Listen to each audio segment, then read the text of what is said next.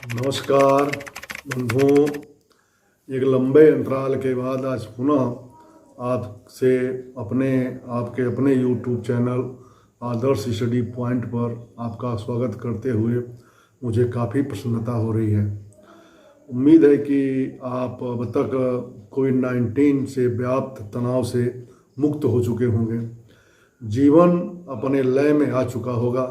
मानव जीवन स्थिर रह ही नहीं सकता। प्रत्येक दशा में उसे कर्म करना ही है। बंधुओं, आपसे आग्रह है कि यदि इस चैनल को सब्सक्राइब न किए हों तो कृपया सब्सक्राइब कर लें, इस परिवार का सदस्य बने और मुझे अपने आशीष और प्रेरणा के द्वारा मार्गदर्शन प्रदान करें। आज मैं आपको एक नए विषय, नए विचार के साथ संबोधित हो रहा हूँ। आशा है कि आपका स्नेह मिलता रहेगा। मैं पहले ही स्पष्ट कर दूं कि मैं कोई बहुत बड़ा विद्वान, ग्रंथों का ज्ञाता या प्रवचनकर्ता नहीं हूँ। आप जैसे मित्रों के सत्संग से जो जानकारी हुई है उसे ही एक शब्द का स्वरूप देने की कोशिश मैं कर रहा हूँ। हम आज वासुदेव कृष्ण जैसे महान ऐतिहासिक पात्र के विषय में तथा उनके आधुनिक संदर्भ में उनके विचारों की चर्चा करेंगे।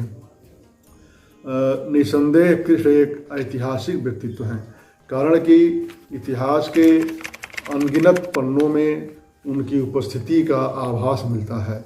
यह हमारा दुर्भाग्य है कि हम वामपंथी विचारधारा से प्रभावित होकर हमारे प्रबुद्ध वर्ग ने उनके जीवन को एक खूबसूरत कहानी से ज़्यादा कुछ नहीं माना है। परंतु कृष्ण के बारे में यह सत्य नहीं है, कारण कि जो कहानी होती है उसका एक ही कहानीकार होता है, अर्थात उसका संपूर्ण जीवन एक ही कहानी में ही समाहित हो जाता है। परंतु ऐसा कोई ग्रंथ नहीं है जिसमें कृष्ण के संपूर्ण जीवन का वर्णन हो। कृष्ण के संदर्भ में सबसे चर्चित और पुराना ग्रंथ महाभारत है, जिसमें उनका जीवन, उनका जिक्र उस समय आता है जब वे कौरव और पांडवों के संपर्क में आते हैं। उससे न तो उनके जन्म या उनके जन्म या उनके बचपन की कोई कथा है और न ही उनके जीवन के अंतिम वर्षों में भी कोई जानकारी प्राप्त होती है। वासुदेव कृष्ण का संपूर्ण जीवन वासुदेव कृष्ण के संपूर्ण जीवन का साइकोलॉजिकल स्वरूप हमें महाभारत के श्रीमद् भागवत गीता में दिखाई देता है। मित्रों, श्रीमद् भागवत एक ऐसा ग्रंथ है जो यह स्पष्ट करता है कि चेतना के शिखर पर पहुंचा व्यक्ति ही ऐसे विचार व्यक्त कर सकता है। और यह भी स्पष्ट है कि गीता जैसा उपदेश देने वाले व्यक्ति का अनुभव भी उसके जीवन संघर्ष से ही निकला होगा, तथा वे जो कुछ भी कह रहे हैं वह उनके जीवन का अनुभव है। उसी के आसपास उनका जीवन गुजरा है। देखे भी तो उनका जीवन कितना अजीब था।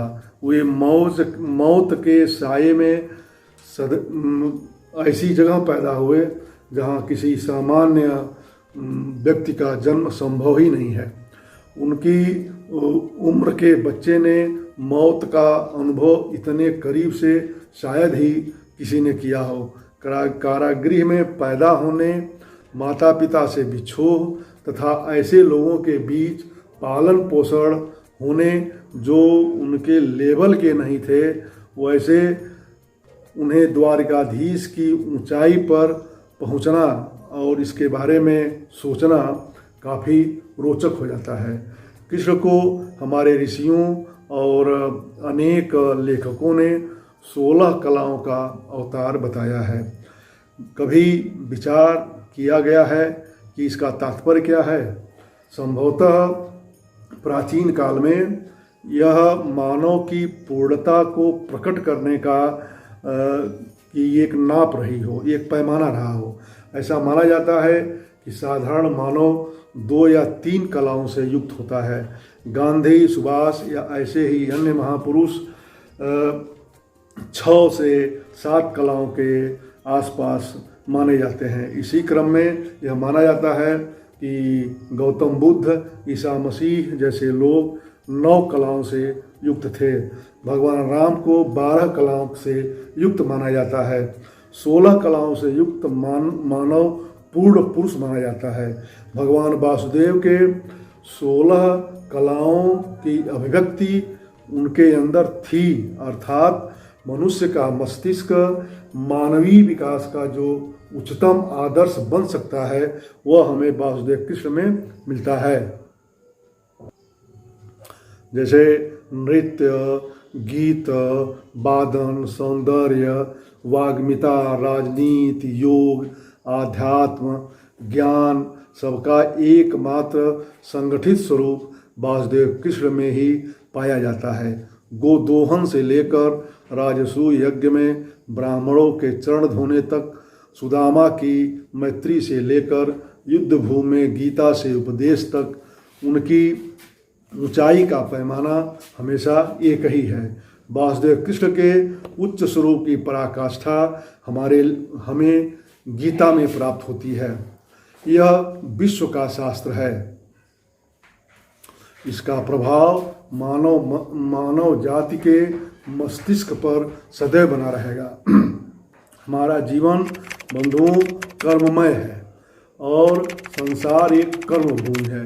गीता उसी कर्मयोग को प्रतिपादित करती है। सत्य तो यह है कि कृष्ण भारतवर्ष की अमूल्य निधि हैं। जिस युग में इंद्रप्रस्थ और द्वारका के मध्य उनका किंकड़ी रथ, बलाहक, मेघपुष्प, शैव्य और सुग्रीव नामक 4 अश्वों के साथ झनझनाता हुआ आवागमन करता रहता था, उस समय वे भारत के श्रेष्ठ शिरोमणि पुरुष थे और आज तक वे हमारी राष्ट्रीय संस्कृति के सर्वश्रेष्ठ प्रतिनिधि बने हुए हैं। उनकी कथा में भारतवर्ष का दर्शन होता है। उनका चरित्र भारतीय अस्मिता का आधार है। उनकी राजनीति में धर्म अपने अस्तित्व की खोज करता है। वे केवल उन्हीं से भारत के लोक जीवन, साहित्य, संस्कृत और कला की सभी विधाओं की पहचान बनती है। उन्होंने जीवन को पूर्णता प्रदान की। देखा जाए तो हमारे जीवन के प्रत्येक दिशा की यात्रा कृष्ण में ही समाहित है। बंधुओं, ज्ञान के आलोक से जब जगत प्रकाशित होता है तो उनकी गीता ही जीव और जीवन के केंद्र में मिलती है।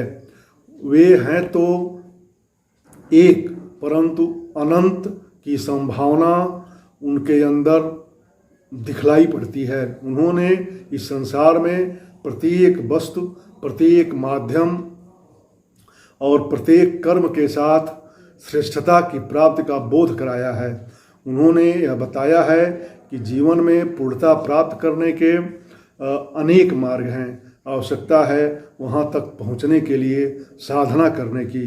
वे एक ऐसे महान व्यक्तित्व हैं कि उनसे कोई दूर नहीं रह सकता। उनके समय में कोई उनसे दूर रह भी नहीं सका था तथा उनके बाद भी आज के युग में भी कोई उनसे दूर नहीं रह सकता। उनकी वाणी साक्षात स्पष्ट गीता के रूप में हमारे जीवन का मार्गदर्शक बन सकती है, परंतु पता नहीं किस कारण से हमें उससे दूर रखा गया।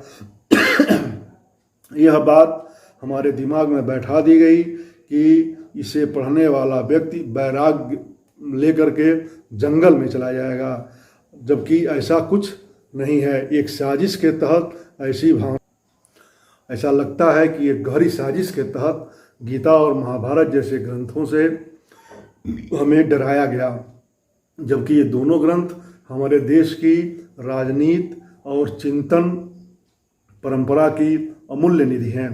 तो आइए अब हम क्रमशः विचार करेंगे गीता के प्रत्येक श्लोक और उसके अर्थों पर।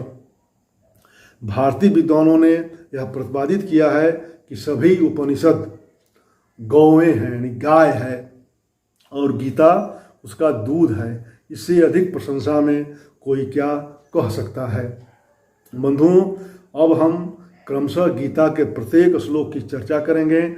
इस संदर्भ में गीता प्रेस द्वारा प्रकाशित श्रीमद्भागवत गीता तथा स्वामी रणरानंद महाराज जी की टीका यथार्थ गीता से उद्धरण लिया जाएगा।